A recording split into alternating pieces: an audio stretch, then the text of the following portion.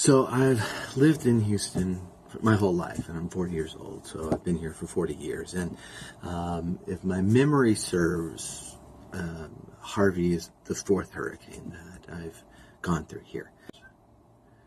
And in the prior three hurricanes, at least where I was, what we were most concerned about was wind. And rain, not as much. But by the time Harvey got around to us, at least on the west side of town, the wind wasn't really all that bad. It was most certainly the rain and the flooding afterwards. And I say I've gone through four hurricanes. I've gone through a lot more floods here. And very fortunately, in only one of them did both my car and my wife's car go under.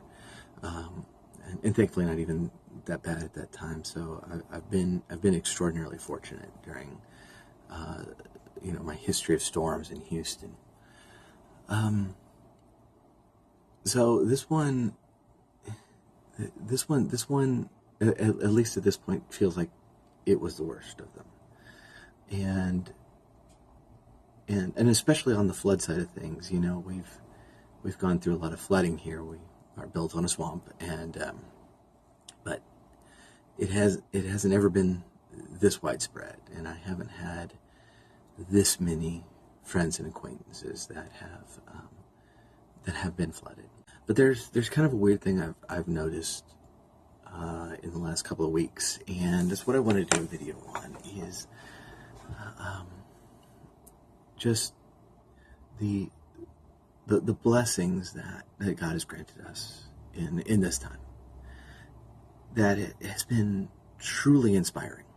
And just so no one misunderstands me, I'm not wishing hurricanes on you for because I have been blessed through one.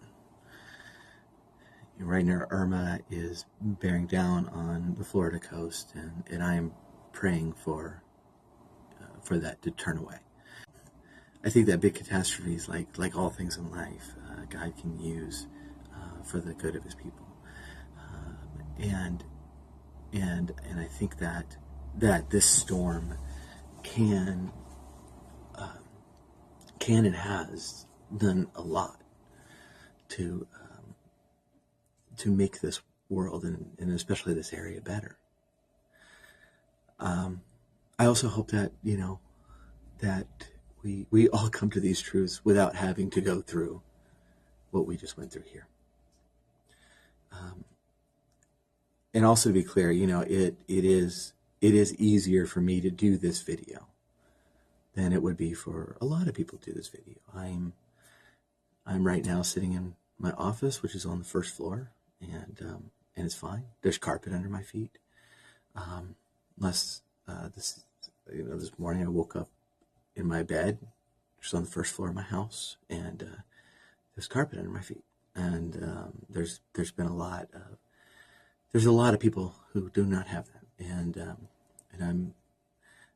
I am more aware of that blessing now than I have been probably ever before, and that is the sort of thing that I mean when I say that there have been blessings through this, and it's not just for those of us who were spared the waters.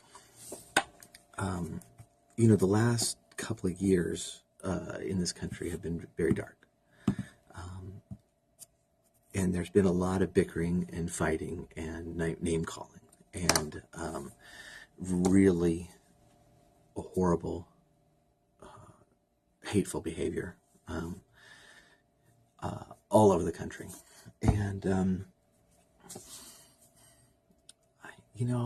through this, I'm seeing that a little bit, but it feels like those voices are being drowned out right now. The people who jump on Twitter and complain about Melania's shoes are being drowned out right now. And they're being drowned out by people who are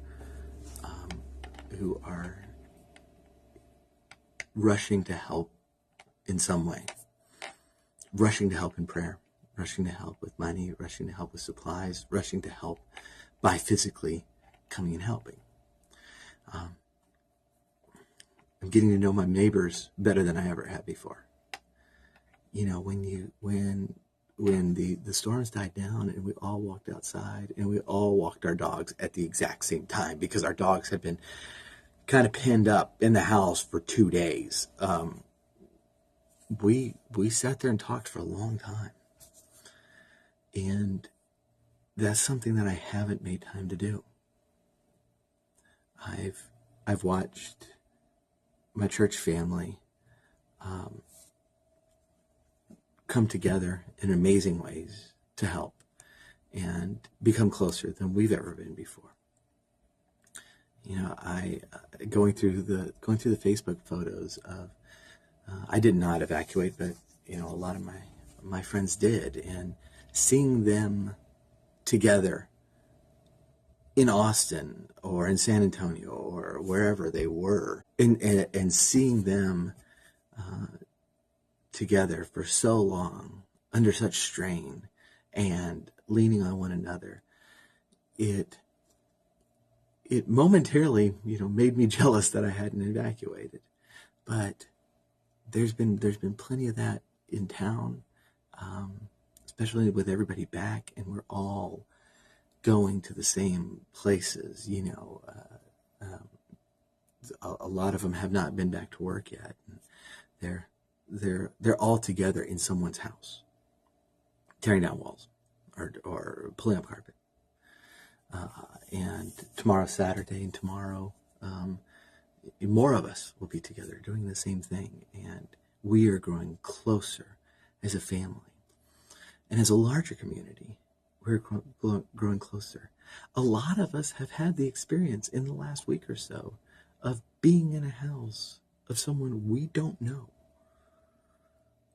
and you know, pulling the furniture out of their house and pulling the walls down and pulling the insulation out and surrounded by people we don't know and getting to know them.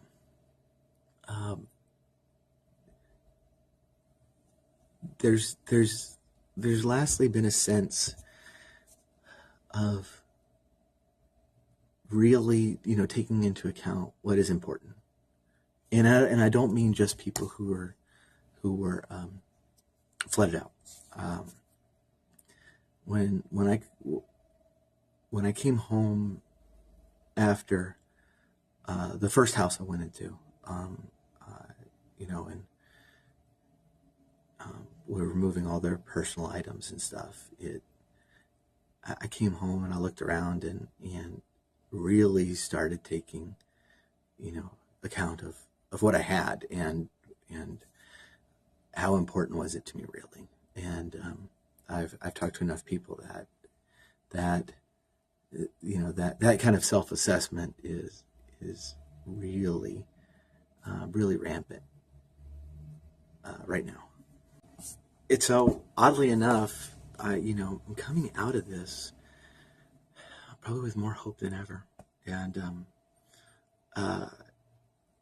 it's really weird, and I mean, it's really weird to say that because when the national news is just focusing on all the misery here, they're not hearing more belly laughter than I have in a long time, and that has come directly because of a city that has come together that is not at all worried about their differences anymore, that is not really worried about one-upping each other, that, you know, I have it worse than you and you have it better than me,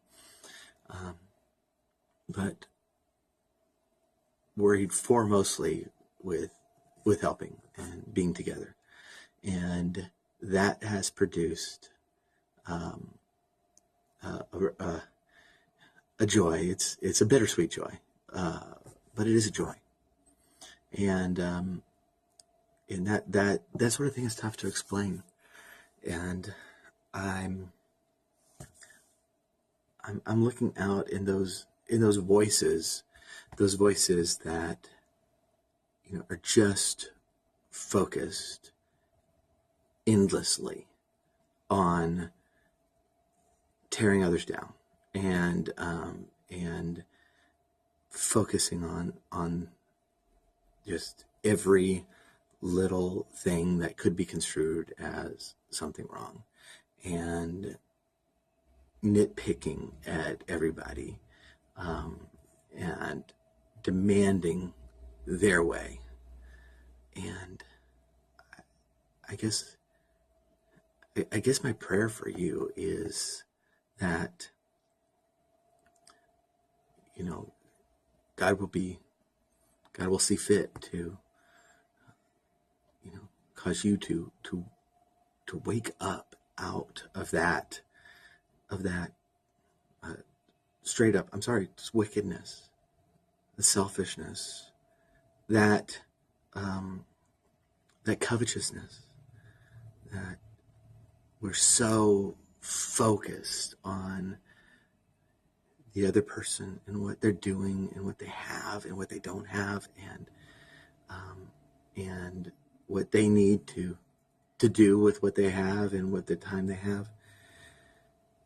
It's all sin. It's all sin.